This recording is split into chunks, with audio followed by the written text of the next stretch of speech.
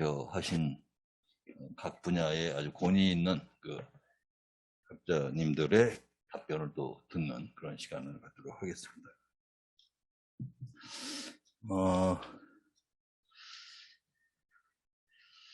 먼저 임재해 교수님께 들어온 질문입니다. 여러 가지 진행의 효율성을 위해서 제가 읽어드리는 형태로 이렇게 하겠습니다. 임재해 교수님께 질문드립니다. 고인도를 적석총과 연결하여 기존 무덤 기능에만 치중되어 있던 해석을 확장, 천재단으로 바라보신 것은 매우 공감이 가는 이야기였습니다.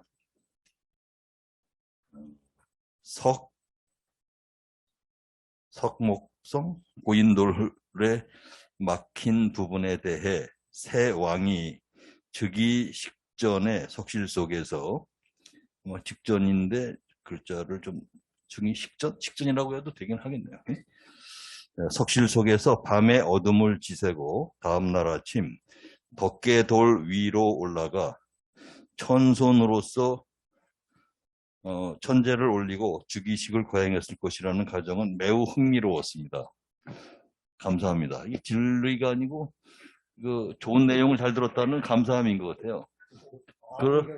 그래도 이렇게 감동을 받으신 분께 임재 교수님께서 뭔가 격려성이라든가 한번 추가 하실 말씀 있으시면 기회 드리겠습니다. 네, 감사합니다. 빈석실을 기묘하게 공들여서 만든 목적이 있을 것이다. 그래서 그 빈석실에 새 왕이 들어감으로써 천인지 또는 천지인의 구조가 완성되고 또 그 한 부분만 트여 있어요. 그런데 그 앞부분에 트여 있는 부분에 바위가 막혀 있는 그 흔적이 남아있는 고인돌이 상당히 있습니다. 그래서 적어도 빙하기를 겪은 사람들은 동굴에서 오랫동안 생활했다는 것을 알 수 있고 또 그 동굴 생활의 어려움을 극복하고 새 세상을 만나고 그래서 신석기인으로 비약하면서 태양숭배 사상을 가지고 그래서 어떤 왕이 계승을 한다는 것은 세습제든 선출제든 능력제든 간에 그건 대단한 일인데 결혼식도 통과 의례가 있고 어린아이들도 돌잔치 할 때 통과 의례가 있는데 천왕이 즉위를 하는데 천손을 자처하는 왕들이 즉위를 하는데 그런 통과 의례가 없을 수 있겠는가? 그 통과 의례 과정이 이 천왕이라는 것은 해를 상징하고 또는 햇빛을 상징하는데 죽음이라는 것은 어둠이고 밤이잖아요. 그래서 지하에 묻혔고 그래서 다음에 이제 새로 왕이 취임한다는 것은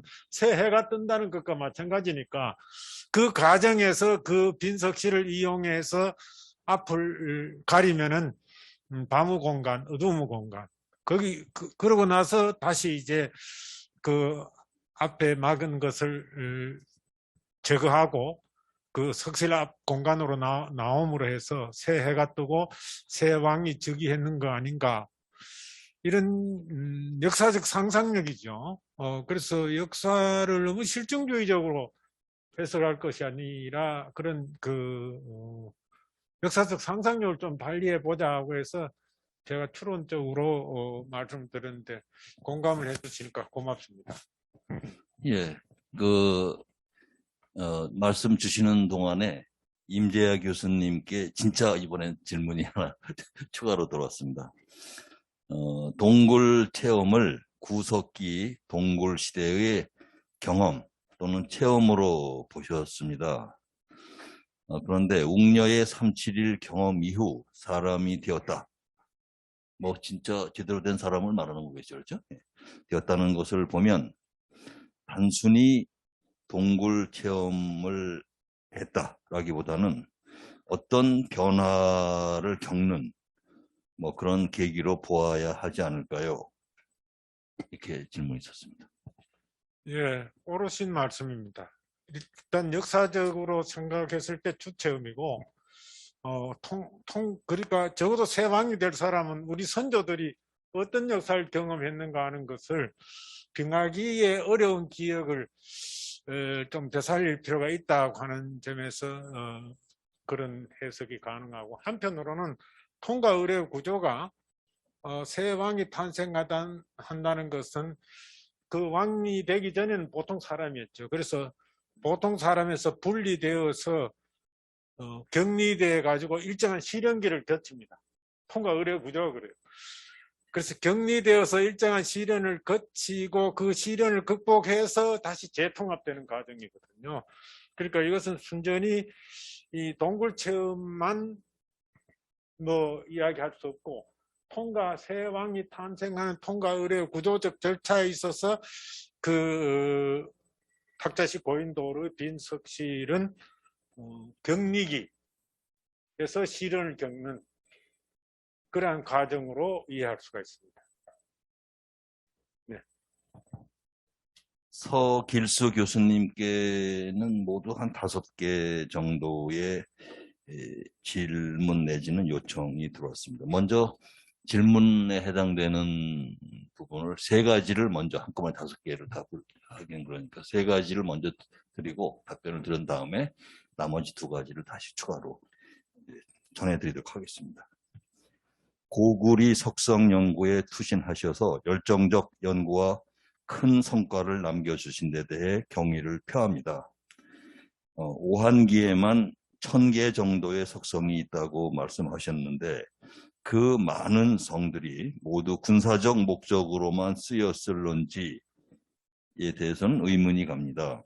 성자산 석성 상부의 제단을 보더라도 단군조선 시기 선인 문화 속에서 하늘에 제천하던 천재단 또는 그 비슷한 기능을 겸하지 않았을까 하는 생각이 드는데 교수님의 의견은 어떠신지요? 이것이 이제 첫 번째 질문이었습니다.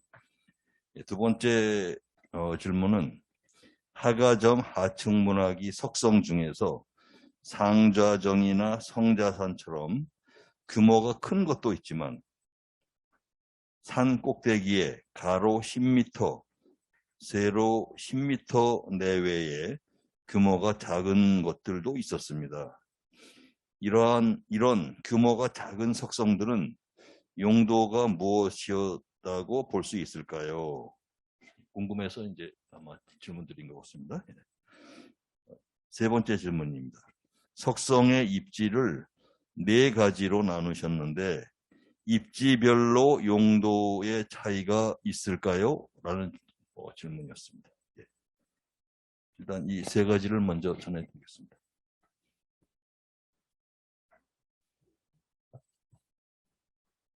그 석성을 보면 하가점 하층뿐만이 아니고 고구리 산성도 규모가 다 큰 거 있고 작은 거 있고 중간이 있고 당연히 그렇습니다. 우선 이제 아까 3가지 군사적 목적인가 주거 목적인가 제사 목적인가 하는데 고구리까지도 주거 목적과 군사적 목적은 큰 차이가 없습니다. 다시 말하면 이것을 여러분이 아시면 돼요. 고구리 성은 고구리 사람들이 사는 하나의 행정 단위를 성을 썼어요. 안시성이라는 것은 안시성 성벽을 말하는 게 아닙니다.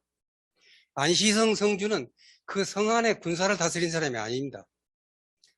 그래서 75개 성, 80개 성, 행정 단위로 성이 쓰였다는 걸 생각하시면 그 성이라는 개념이 방어용이 아니라 주거와 그쪽 사람을 한다는 게 너무 명확합니다. 그런 부분. 그 다음에 제단이라는 것은 작은 쪽에는 있을 수가 없습니다. 그야말로 조그맣게 그냥 사는 사람들 주거용이기 때문에 제단을 가지고 천재라는 것은 하늘이라는 천재만 지낼 수 있는 건데 모든 섬마다 제단이 있다면 말이 안 되지 않습니까? 그게. 그러므로 해서 아까 말한 대로 제단이 있다는 것은 곧 도성일 가능성이 크다. 그리고 이제 보면은 모두 그 모든 성에는 동명신을 모시고 있다고 그래요. 고구리는. 동명신을 모시고 있다. 그러니까 이제 그 얘기는 뭐냐면 사실 말하는 민족신을 모시는 거예요. 동명신이라는 것은. 그런 측면에서 보면은 예를 들어서 성자산성 말고 고구리성 중에서도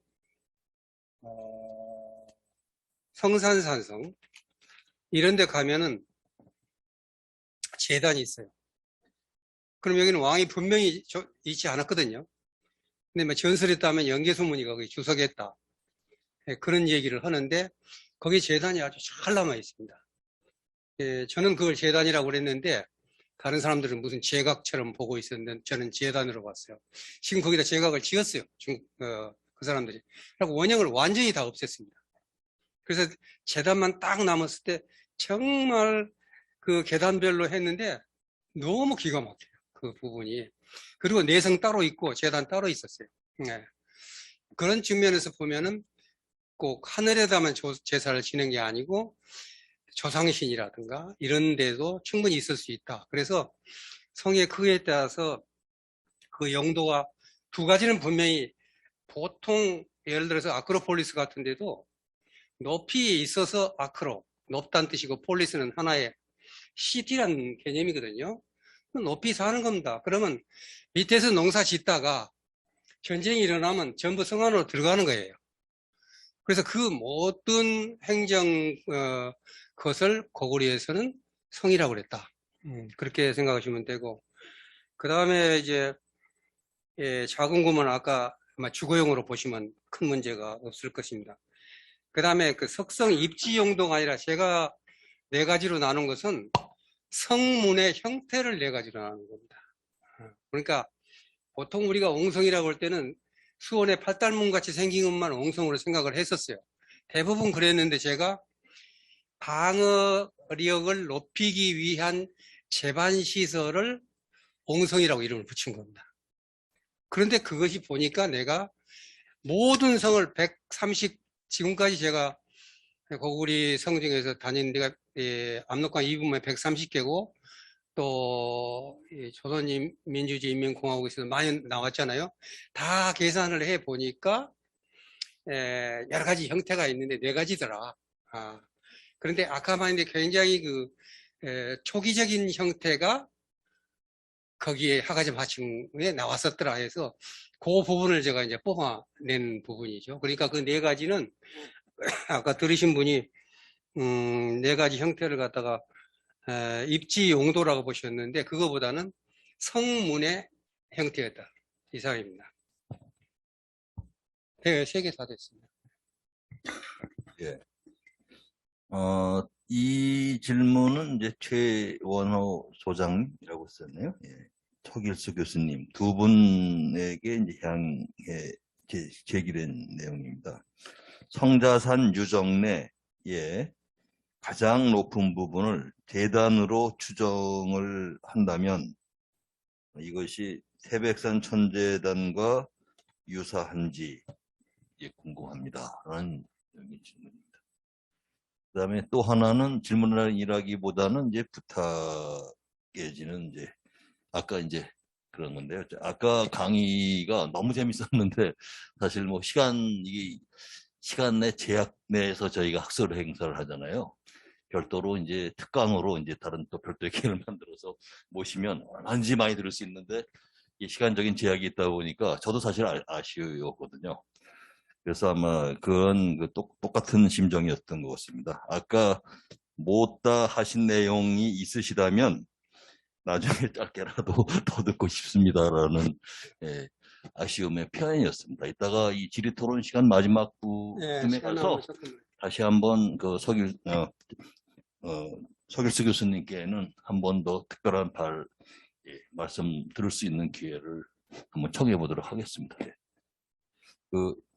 하여튼 성자산 유정 내 가장 높은 부분을 제단으로 추정할 경우 이것이 태백산 천재단과는 유사합니까 하는 데 대해서 뭐하고 유사하냐고 그랬어요? 태백산천재단이요. 그건 말씀하시죠. 아까 재단. 예, 그러면은 이제 최원호 교수님께 들어온 다른 질문을 다 전해드리고 그것과 함께 묶어서 나중에 말씀해 주십시오. 최원호 교수님께는 아까 전해드린 내용 이외에 3가지 질문이 들어왔습니다. 성자산성과 비슷한 형태를 보이는 유적이 다른 지역에서도 나타나는 것이 있는지 하는 거고요. 만약 있다면 뭐 어떤 차이가 있을지 궁금합니다 하는 질문이 있었고요. 그 다음에 또 하나의 질문은 교수님께서 아까 발표하실 때 성자산 유적은 계단이라고 말씀하셨는데 서길수 교수님은 하가점 하층의 석성 형태에서 치와 각대의 형태를 찾으셨습니다. 이 부분은 방어적 성격으로 보이는 게 아닌지요? 그렇다면 방어적 산성 형태로 조성된 재단이 되는 것인가요? 라는 두 분 교수님의 강의를 듣고 그것을 또 융합적으로 질문을 해내셨어요. 그다음에 최원호 교수님께 이제 마지막 들어온 질문은 해발 880m에 주목하라고 했는데 그 이유를 알고 싶습니다. 그리고 거북바위, 돼지바위 대신에 곰바위라고 칭한 이유에 대해서도 말씀해 주시면 감사하겠습니다. 예, 이상입니다.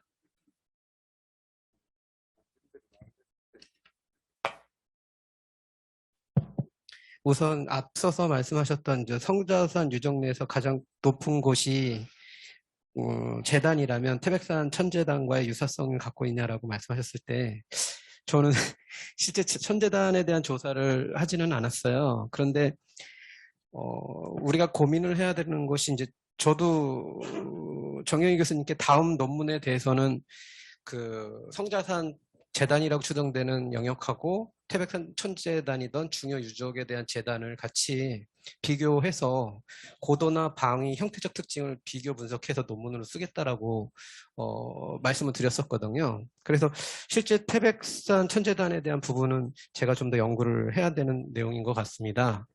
그리고 성자산 산성과 비슷한 형태의 유사성 차이에 대한 부분 또한 저 같은 경우는 이제 삼자점이나 그리고 관계투당능이나 장근총이나 이렇게 해서 3차원 스캐닝을 적용하지는 못했고요. 각각에 대한 능의 조성에 대한 방위들을 조사를 했습니다. 근데 그거는 이제 구글어 쓰던 충분히 가능하고요. 그 다음에 실제 현장에 가보셔서도 아시겠지만 방위가 북방향을 많이 가리키고 있는 것들을 많이 보고 있습니다. 그리고 해성 같은 경우도 가보셨을 것 같은데 해성의 고인돌도 마찬가지고요. 그래서 실제적으로 성자산 산성의 재단이다라고 딱 정의를 내리지 못하는 이유는 제가 그쪽 분야의 전문가가 아니기 때문에 형태적 특징으로 봐서는 2가지 설이 한계가 있고 하나의 설이 재단의 가능성이 높다라고 해서 이제 그 말씀을 드린 부분입니다. 근데 도리어 제가 이렇게 과제를 내드린다면 이제 유적을 보실 때 한번 구글어스를 같이 해서 성자산성의 이번에 재단을 보셨으니 이제 그 기점으로 한번 동북 지역에 있는 모든 유적을 구글어스의 위경도를 파악을 하셔서 방위를 한번 보십시오. 그렇다면 아마도 또 다른 새로운 내용들이 나오지 않을까 생각이 됩니다. 그리고 아까 서길수 교수님하고 저랑 재단의 이제 특징, 근데 그 말씀은 서길수 교수님께서는 외성에 대한 옹성, 입구, 문의 입구를 말씀하신 거고요. 저는 성자산성 내에 가장 높은 재단이라고 추정되는 곳을 말씀드린 거예요. 그러다 보니까 성자산성에서의 외성의 문의 문지 부분은 교수님이 말한 형태가 맞고요. 제가 말씀드렸던 부분은 군사적 문지 그런 형태가 아니라 재단적인 특징이 있기 때문에 사실은 말씀하신 내용이 다른 내용입니다. 그리고 해발 고도 880m라고 주목해달라고 요청한 거는 성자산성에서 전체적으로 북중국에서 조사를 할 때는 성자산성은 800m에 있다라고만 호칭을 했습니다. 근데 그 880m에 그 주장한 이유는 재단의 높이가 그 80m라는 높이가 과연 어디서부터 기준인지는 잘 모르겠지만 그 가장 높은 곳이 우리가 앞서서 이제 말씀해 주셨던 임재혜 교수님께서 말씀하신 가장 높은 곳이 재단일 가능성이 높지 않겠냐라고 말씀을 하셨길래 저 또한 880m의 고도가 있는 곳이 그 재단의 특징을 갖고 있지 않겠냐라고 말씀을 드렸습니다. 그래서 제가 아까 발표를 드렸던 그 고도표를 보시면 가장 높은 수치에 있는 고도를 가서 보시면 거기가 제가 재단이라고 추정하는 그 위치가 제일 높은 데입니다. 그래서 아까 임재혜 교수님이 말씀하셨던 가장 높은 곳이 천재를 지내거나 그 성에서 지낼 수 있는 가장 신성시하는 지역이지 않았을까라고 해서 그 880m를 말씀을 드린 거고요. 그 다음에 곰바이라고 칭하는 부분에 있어서는 그러게요. 그 하가점 하층문화 성자산성 유적이 고조선 당시 당군 조선에 대한 유적과 그 시기점이 같고, 그리고 당연히 그 특징적 형태들이 실제 고조선 유적하고도 유사성들을 갖고 있기 때문에 성을 축조를 할 때 토템적인 어떤 상황에 맞춰서 축조를 하지 않았을까 싶습니다. 그래서 굳이 저 성을 축조를 하는데 보시면 아까 구글어스 사진으로 보면 특징적으로 산을 이렇게 깎은 듯한 느낌이, 그릉지를 깎은 듯한 느낌들이 이제 인위적인 요소들이 좀 많이 나타나고 있습니다. 그래서 만약에 그렇다면 저 어떤 환경적으로 축조를 했을 때 토템적인 요소들이 존재한다면 저는 저거를 중국이 바라보는 것처럼 쌍돼지로 보는 것이 아니라 우리 쪽 입장에서 이해를 해야 되지 않나 싶습니다. 그래서 저는 우리 문화의 유산의 입장에서 봤을 때 저걸 곰바위로 칭하는 것이 맞고, 그리고 그 성이 바라보는 진북방향, 즉 곰바위와 재단과 그리고 그러니까 선을 우선 두 개를 걷지 않습니까? 그러면 쭉 걷었을 때 저 끝에서는 뭐가 나타나고 있고 이 아래쪽에서는 뭐가 존재하고 있을 때 보면 큰 고봉의 능선들이 고봉들이 보이고 있다는 것은 우리 문화에서는 항상 그 지형의 환경적인 요소에 어떤 집을 짓거나 어떤 건물을 만들 때 주변의 환경을 상당히 많이 고려하는 것들이 나타나고 있지 않습니까? 그렇게 봤을 때 저는 당시의 시기적인 유사성과 문화적인 상황들을 봤을 때 곰바위로 저는 칭을 하자라고 말씀을 드렸습니다. 네, 이상입니다. 관련된 것 조금 말씀드릴게요. 첫째, 그게 재단일 가능성이냐 아느냐 하는 문제는 발굴을 해봐야 됩니다. 그래서 제기가 나오면 재단입니다. 예.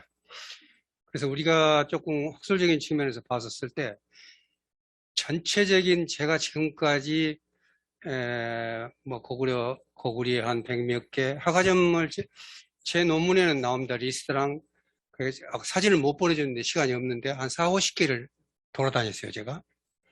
근데 첫째, 대부분 산 꼭대기를 합니다. 그건 방위적인 목적이 굉장히 큽니다.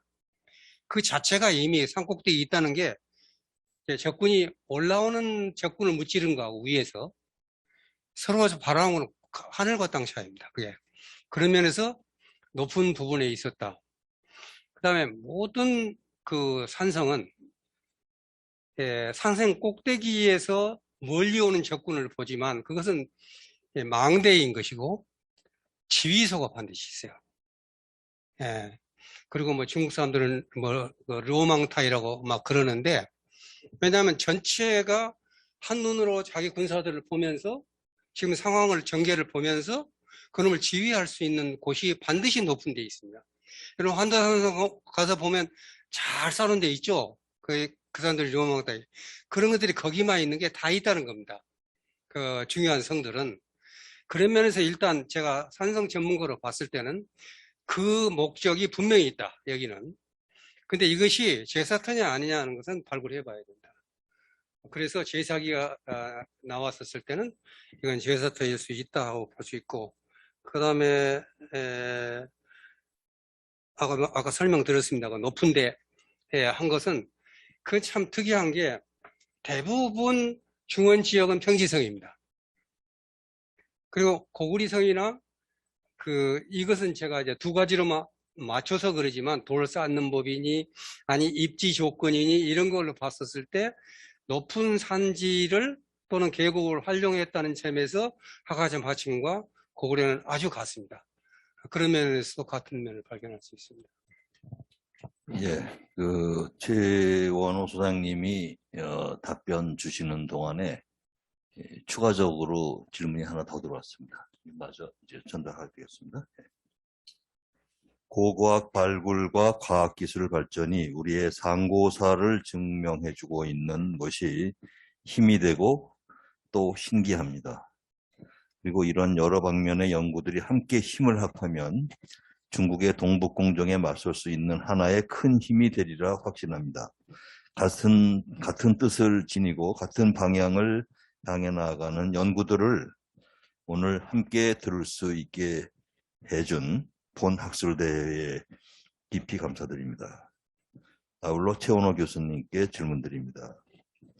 곰바이 재단으로 추정되는 건축지가 같은 북쪽에 있는 산을 얘기하신 것 같은데 선도문화에서는 북쪽 북두칠성 근방의 하늘을 우주가 시작한 지점으로 여기는 전통이 있습니다. 그래서 둘 다 같은 북쪽 방향을 보고 있지 않았을까요?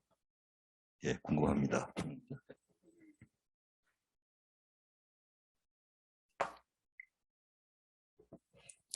우선 저는 이제 방위적인 그 부분을 3D 스캐닝 데이터랑 그다음에 GPS 측정 정보 값을 가지고 실제적으로 그 방위를 봤을 때는 곰바이는 저쪽 남쪽을 바라보더라고요.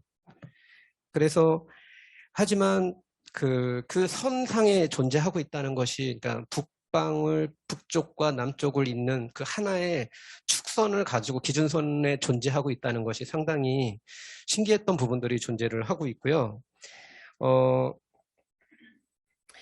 그 곰바이의 그 머리 부분에 그 성혈이 존재하고 있습니다. 그래서 아마도 뭐 방금 질문하신 내용 중에 뭐 우주관이나 이런 부분도 같이 같은 맥락에서 존재하지 않을까 싶고요. 그 성혈의 형태는 저는 그냥 존재만 확인했지 실제적으로 어떤 모양을 갖고 있는지에 대해서는 이제 다음 연구 때 좀 더 확인해 볼 필요가 있다고 생각합니다. 이상입니다. 정경희 교수님께는 두 개의 질문이 들어왔는데 사실상 같은 주제에 관한 약간씩 상이한 내용입니다. 우리나라의 역사를 환국의 역사부터 재정리해야 된다고 생각합니다. 가능합니까? 그런 질문입니다. 저도 궁금합니다. 예. 이제 좀 이따가 답변을 주시겠죠? 예, 연관된 또 다른 질문입니다. 소남산 문화를 환국과 연결시키셨는데 강단사학이나 그 영향권으로부터 소위 환빠라는 비난을 받게 될 염려는 없는지요? 라는 질문입니다.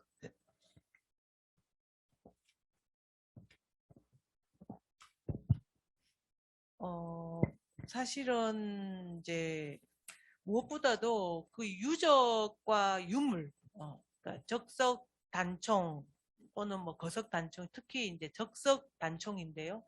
그리고 또 거기에서 나오는 옥석기의 형태들을 보면은 굉장히 어떤 깊은 상징성이 담겨 있고, 적석 단총도 이제 너무나 긴 시간 동안 면면이 이어져 내려오고, 그리고 이제 지역과 이제 시간의 흐름에 따라서 형태는 조금씩 바뀌어 나가지만은 이제 그것이 점점 더 이제 좀 더 상징적인 의미를 담은 형태로 바뀌어 나가고, 그런 부분들이 또 이제 위치적으로도 그렇고 너무나 이제 이게 명확하기 때문에 이런 부분들을 뭐 저도 처음에는 제가 뭐 이렇게까지 올라가게 될 줄은 사실은 몰랐어요. 그런데 이제 발굴을 중국이 계속 해주는데 중국이 최근에 발굴한 자료들은 보면은 진짜 이제 그 흑수백산 동북평원 지역에서 발굴 자료들을 보면은 정말 뭐 신석기 청동기 시대 때 나오는 우리가 연구했던 모든 어떤 그런 요소들이 다 이제 서기전 한 7,000년경에 다 나오고 있거든요.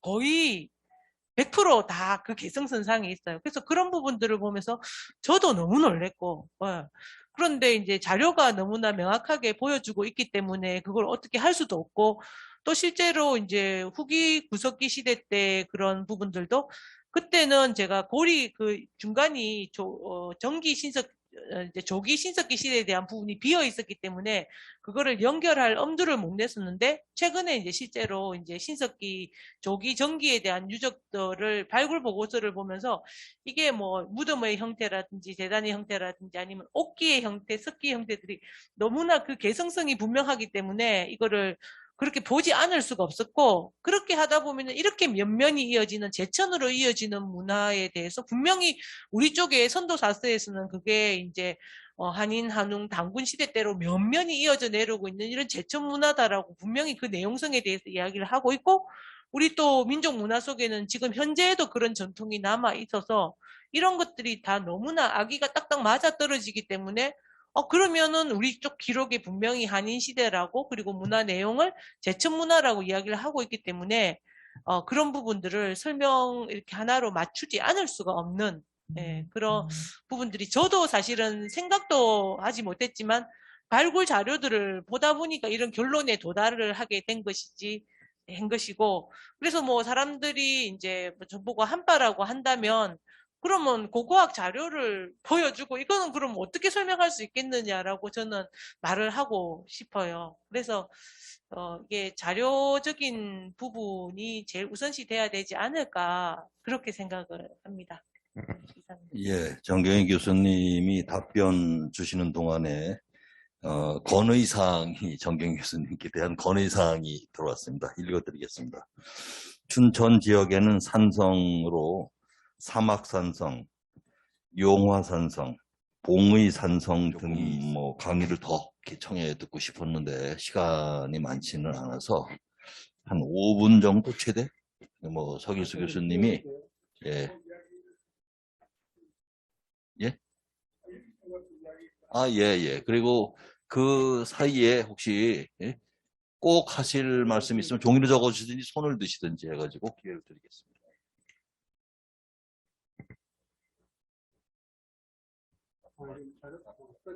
네, 잠깐만 얘기하고요.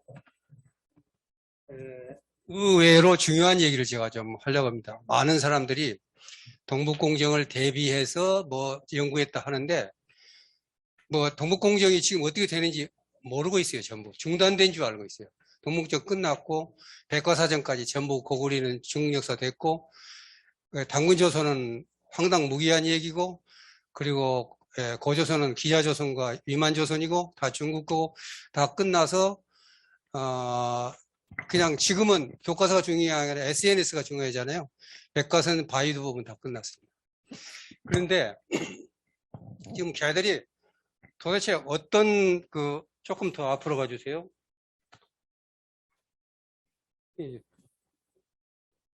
근데 이제 그 논리들, 거기들이 그냥 그러면 적당히 그렇게 했느냐? 아니라는 겁니다. 그게 지금 저는 속으로 매우 걱정되는 부분이라는 겁니다. 왜냐하면 걔들은 어마어마한 시간과 돈을 투자를 해서 논리적으로 다 뒷받침을 했다는 겁니다. 네. 그래서 그런 부분 중에 하나만 제가 조금 말씀을 드릴게요. 이게 지금 흥룡화 문화입니다. 자, 흥룡화 문화 뭐라고 썼어요? 중화 시조 취락이에요. 그 흥룡화 문화는 그애들은 중화민족이라는 민족 이름을 만들어냈습니다. 그게 통일적 다민족 국가입니다. 지금 고구리, 부여, 발해, 그 다음에 얘 조선은 그걸로 다 들어갔습니다. 중화민족으로. 실제로 다 편성이 돼서 끝났어요.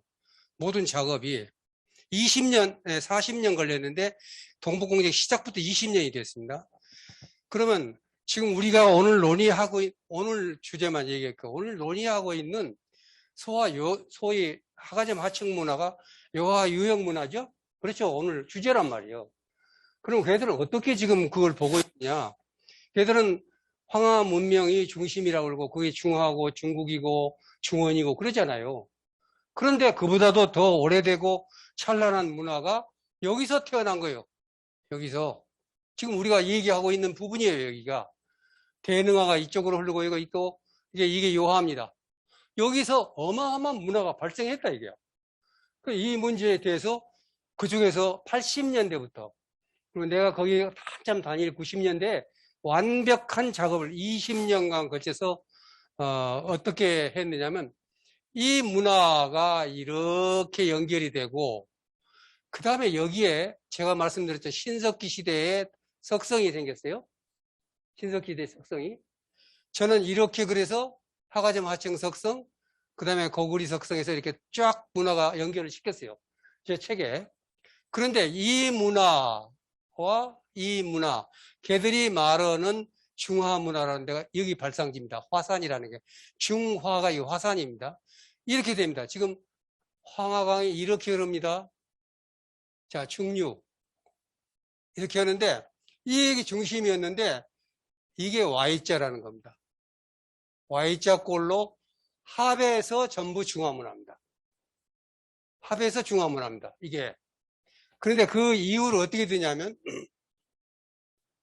자, 이 강이 상간하입니다. 이렇게 흐르는 게 상간하. 근데 하북성 거기에 장가구에 상간하라는 데가 있는데, 여기에서 토기가 발견됐는데 이 토기는 여기적인 요소와 여기적인 요소가 같이 있었다. 고로 같은 중화문화다. 이렇게 됐습니다. 어쨌든 논리를 세웠습니다. 그 사람들이. 네. 그러면 그렇게 해가지고 이 사람들이 자, 그 다음에 두 번째. 그거 이제 첫 번째 조작입니다. 두 번째 요하 문명의 주제는 뭐냐면 사망 오제 중에 오제 전설을 지금 말씀 문화재에다 접합을 시키는 거예요. 어떻게 접합시키느냐? 그러니까 적어도 나는 동북공정이 뭘 하고 있는지 알고 대처하라는 거예요. 그쪽에서 뭐 하고 있는지도 모르고 우리 것만 막 해서 소용없다는 겁니다. 예. 그리고 그 사람들은 뭐라고 그러냐면 중원은 신농시, 양사오문호, 그리고 조농사가 주요 활동이었다. 그 다음에 연산이 지금 우리가 하고 있는 홍사문화가 대표하는 그런데 황제 집단이다. 어로 수렵 주요 활동이다. 자, 그러면 신농, 황제. 그 다음에 동남 연해주구에는 우집단이다. 대문구, 이건 지금 황하관 입구입니다. 대문구라는 것은. 지금 산동반도 그걸 얘기합니다. 거기 양저문화, 이건 변홍사. 이 세 가지가 모여서 중화문화를 이뤘다는 겁니다. 그러면 지금 여러분들이 말하고 있는 화가자 맞춤, 그 다음에 홍산문화, 이건 뭡니까? 황제 집단이에요. 황제, 그럼 우리가 황제 후손이라고 할 수 있는 논리를 만들어 뺏어올 수 있겠죠. 자, 문헌적으로. 어쨌든 여러분 보시다시피 이렇게 돼 있어요. 이 3대 문화권이 끊임없이 교류하면서 하상주 3대 문화의 기초를 따라서 쫙 이어가고 있는 것입니다. 그러니까 우리가 동의로 불렸던 땅이 어느 사이에 황제 자손이 된 겁니다. 그리고 동의라는 것은 소위 말하는 변방족이라고 생각했는데 다 중화민족으로 들어간 겁니다. 여러분들이 우리 거라고 연구하는 동의는 다 중화문화에 들어가 버리는 겁니다. 전부가. 용광로가 되어버리는 거죠. 자, 여러분이 알고 계시는 소위 조선 시기인 BC 2303에서 108년까지 이 시기의 성곽 유적이 화가점 하층 문화예요. 그러면 이제 연도는 지금 아까 했습니다. 이 범위가 이렇습니다. 그 다음에 고구려 성곽 이렇죠. 그런데 지금 보면 요건 지금 전시한 걸 제가 찍은 겁니다. 전시했던 걸 2006년에. 자, 여기가 대문구 문화, 그 다음에 신농시여는 양사호 문화, 그 다음에 이제 우리가 말하는 홍산 문화, 이게 사망 오제 시대 3대 집단이 주도적으로 활동한 방향을 도외해서 완전히 끝났다는 겁니다. 그래서 요걸 지금 해결하는 방법을 지금 마지막으로 말씀드리고 마칠게요. 사회자가 자꾸 마이크를 드니까 내가 불안해가지고 지금 그 얘기를 못 하겠는데, 일단 요것은 제가, 마무리 좀 띄워주세요. 예, 이것은 마무리를 짓겠습니다. 예. 저도 사회자라서 그 심정을 압니다. 자, 어찌됐든 간에, 독일 연구팀에서 한, 중, 일, 미국의 학자들이 참석해가지고 삼각법이 트랜스 유라시아권의 농업 전파를 뒷받침하였다라는 네이처지에 발표를 한 논문입니다. 이게 일주일 전에 나왔습니다. 여기에 보면은 소위 트란스 유레시아 언어라는 주어, 목적어, 수로, 어순, 알타이 어족이 언어학과, 고고학, 유전생물학 이걸 전부 게놈까지 분석해 본 결과 공통 기언어 3,000개가 요하로 연결이 되어 가지고 그 쌀 농업이 한반도로 유입돼서 이리로 들어갔다. 이따 지도 보면 분명해집니다. 그래서 유전체 분석의 결과 공통 요소가 발견됐어. 한국어, 몽골어, 일본어 등의 뿌리 언어로 여겨지는 트랜스 유레시아 족의 기원이 약 9,000년 전 요하 일대 농협 지역에서 시작해서 퍼져나갔다는 겁니다. 이것은 지금 오늘 우리가 얘기하는 것을 아까 Y자하고는 완전히 다르죠? 그쪽은 달라요. 이건 뒷받침해 주기 때문에 굉장히 중요한, 지금 이 리포트가 보시다시피 2021년 노벰버입니다. 노벰버. 최근에 나왔다는 거죠. 여기 보면은. 자, 지금 요걸 조금 더 표 2개만 좀 설명할게요. 보세요. 여기 보면, 투르크어 이렇게 되어 있죠. 몽골어 여기 되어 있죠. 퉁구서가 이쪽입니다. 한국어, 일본어. 요것이 전부 하나 묶어서 어떤 형태로 나타나냐면 이렇게 형태로 나타나죠. 프로토 트란스 유레시안이 3번입니다. 여기서 우리가 지금 하가자마층 홍산문화 했었던 데서 시작을 합니다. 그래가지고 여기서 프로토 몽골 퉁기스틱이 4번이고 프로토 야파노 코레아닉이 5번이에요. 여기에서 봤을 때 평양까지 돼가지고 6, 7, 8로 번집니다. 그리고 변홍사가 1로 지나가는데, 그리고 이쪽이 서쪽으로 가서 뚜르크까지 결흥되는데, 이러한 문화는 이쪽 중원 문화와 전혀 다르다는 겁니다. 이게 얼마나 중요한 그 네이처지 그겁니까 이게. 그리고 여기 이거 자 하나 더 보겠습니다. 자 지금 여기 보면 청동기입니다. 초록색. 그리고 빨간색이 신석기 시대인데, 자 지금 아까 정경희 교수가 했던 신석기 시대를 여기를 잘 얘기를 하고 있어요. 지금 이거 한반도까지 지금. 그러면 여기서 분명히 빨간 것에는 일본에는 빨간색이 없죠. 신석기 시대. 그럼 청동기에 건너갔다는 거죠. 초록색이니까. 이렇게 되고 밀렛 기장이 이렇게 가고 변은 산동반도와 그 다음에 요동반도에서 들어와서 이렇게 와가지고 일본으로 들어갔다는 것이 이 논문의 골자입니다.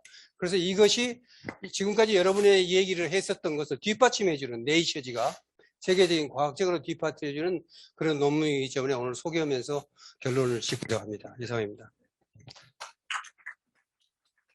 네, 조금만요. 뒷분들에게도 한번 기회를 한번 공평을 해서 뒷분에 계신 분들 중에 혹시 오늘 질문하고 이제 집에 가야지 못하고 가면 오랫동안 한이 되겠다 하시는 분도 있으시지 않겠어요? 그렇죠? 예. 5초 시간을 드리겠습니다. 1초, 2초, 3초, 4초, 5초. 예. 뒤에는 질문 없으시고요. 예. 참고로 한마디만 알려드리려고 제가 마이크를 잡았는데요. 조금 전에 그 서길수 교수님께서 말씀하실 때 쭉 이 말씀을 하셨는데, 뭐 신농시, 황제, 우 이래 이야기를 했는데, 사실은 저희가 사마천 사기를 조금 좀 정심하게 읽어보면은 중화민족이라는 건 원래 없거든요. 네, 없는데 나중에 이제 창조가 된 것인데, 그 사마천이 엄청나게 그 자기 조상들을 왜곡을 해놓은 거 있지 않습니까? 그건 사람들이 잘 모르는 것 같아요. 그래서 여기 롯데장학재단에서 지금 4년에 걸쳐서 사마천 사기 완역 작업을 지금 하고 있습니다. 하고 있는데, 이제 올해 3차년도 끝나고 내년까지 하면 이제 다 끝날 겁니다. 그 하는 과정에서 이제 그 사마천이 이제 사망 5제부터 시작해갖고 엄청나게 많은 조작을 하고 왜곡을 했다는 것이 나와가지고 그 부분만 따로 뽑아가지고 그 책을 썼어요. 사마천 사기에서 나오는 고대사, 상고사 왜곡. 그래서 그게 아마 내년 초에 발간이 될 겁니다. 발간이 되면은 아주 그 상세하게 잘 돼 있어요. 원고를 다 읽어보긴 했는데, 그러면은 그걸 우리만 가지고 우리말로만 읽을 것이 아니고 돈을 조금 더 들여서 그걸 한역을 또 하고 영어로 또 써서 배포를 할 작정입니다. 그러면은 이제 조금은 도움이 될 거예요. 네, 중국에 사는 그 황당한 일들이. 합니다. 예. 정말 1분만 드리겠습니다. 예.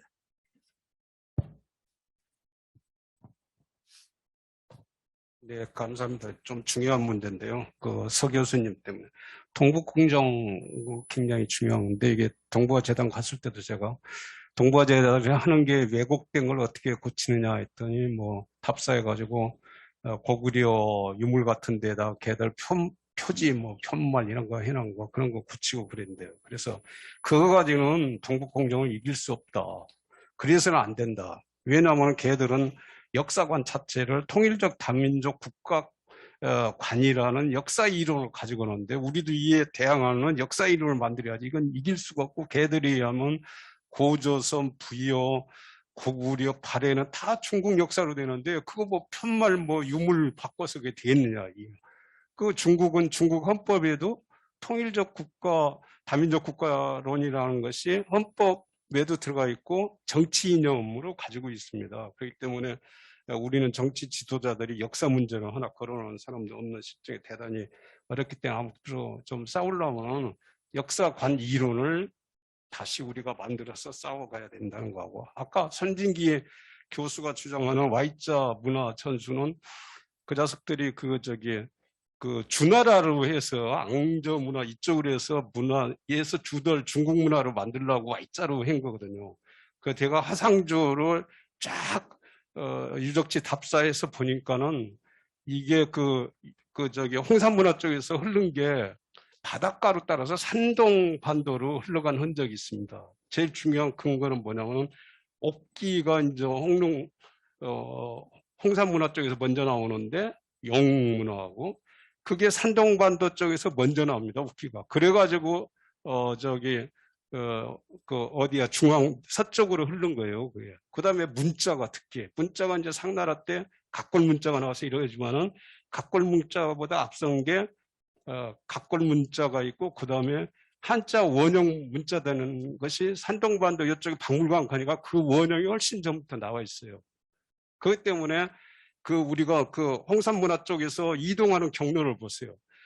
산 내륙의 산맥을 넘는 것보다 바닷길을 해서 가는 것이 굉장히 짧기 때문에 산동반도로 흘렀을 걸로 그렇게 보는 것이고, 그 다음에 우리 여기서 중요한 춘천, 중도 문제를 왜 이렇게 걸어놨습니까? 굉장히 중요하고 이걸 막으려고 굉장히 그렇게 투쟁하다가 못해서 레고랜드 내년에 어린이날에 개관한다고 그럽니다. 이게 봐보세요. 우리나라 식민 역사계 주류들의 그게 썩은 역사관에 대한 실습 현장이 될 거다, 이제.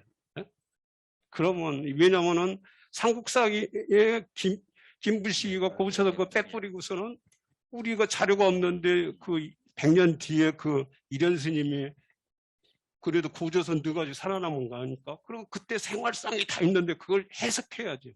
문헌 자료가 없는데 고고학염을 가지고. 예, 우리가 아쉽고 이렇게 그런 부분을 얘기하자면 사실은 오늘 밤이 새도 불가능할 겁니다. 이 정도에서 아쉽지만 문제를 확인하는 선에서 마무리를 지어있는 것이 좋지 않겠나 생각을 합니다. 예. 이상으로 오늘 학술대회를 마무리를 짓도록 하겠습니다. 하여튼 오늘 임재해 교수님, 서길수 교수님, 최원호 소장님, 정경혜 교수님, 정말 아주 훌륭한 논문을 발표해 주셨습니다. 되게 그렇게 창의적이지는 못한데 오늘 발표된 논문들은 아주 쟁점들과 우리 역사의 쟁점들과 창의적인 그 내용들을 보여주었다고 생각을 합니다. 배달국으로부터 왕검조선이 탄생하죠. 그렇죠? 계승성이 있죠. 그 다음에 왕검조선이 고구려 백제 신라로 결국은 이렇게 계승되지 않겠습니까? 결국은. 그러니까 이 문화가 다 이렇게 연결되는 법인데, 축성술 부분에서 왕검단군, 이제 왕검조선이라고 아까 말씀하셨어요. 그렇죠? 저도 그 견해에 아주 큰 감동을 받았습니다. 왕검조선이라고 부르도록 하겠습니다. 왕검조선과 고구려의 축성술이 이게 다 연결되어 있다는 점도 구체적으로 아주 상세하게 설명해 주셨고, 또 제천문화도 임재해 교수님이죠. 사실 다 연결돼 있다. 근데 이거는 결국 올라가면 배달국, 단군, 왕검, 조선, 뭐 그다음에 그 이하의 우리 역사에 다 연결됐다는 얘기랑 다름이 없어요. 그런데 거기서 더 나가서 정경희 교수님은 이 저기 한국 시대까지도 사실은 이 시야가 열리기 시작했다 가능성을 얘기해 주셔가지고 정말 아주 멋있는 일관된 내용으로 다 연결되는 그런 논문을 듣는 시간이었다고 생각을 합니다. 그리고 최원호 소장님은 또 첨단 기술을 우리 역사 연구에 도입할 수 있다. 또 그리고 실제로 이렇게 또 성과를 보여주셨고, 이러한 점에서 또 방법론적 측면에서도 새로운 지평을 우리가 확인할 수 있는 그런 자리였다고 생각을 합니다. 이런 점에서 오늘 학술대회는 뭐 정말 성공적이었다고 저는 생각을 하고요. 그래서 이 발표해 주시고 질의 토론에 성실하게 응해 주신 교수님들께 감사드리고, 또 이 학술회의를 조직하느라고 사실 많은 노력을 해야 이게 되잖아요. 조직하시는 분들의 강원국학원이라든지 유라시아 학회, 또 제가 있는 국학연구원 다 이렇게 감사를 드립니다. 그리고 진정으로 감사한 거는 끝까지 이렇게 앉아서 경청해 주신 청중 여러분들이 있었기에 이 학술대회가 더 빛났다고 생각을 하고요. 청중 여러분들께도 감사 인사를 드립니다. 이상으로 학술대회를 마치도록 하겠습니다. 네.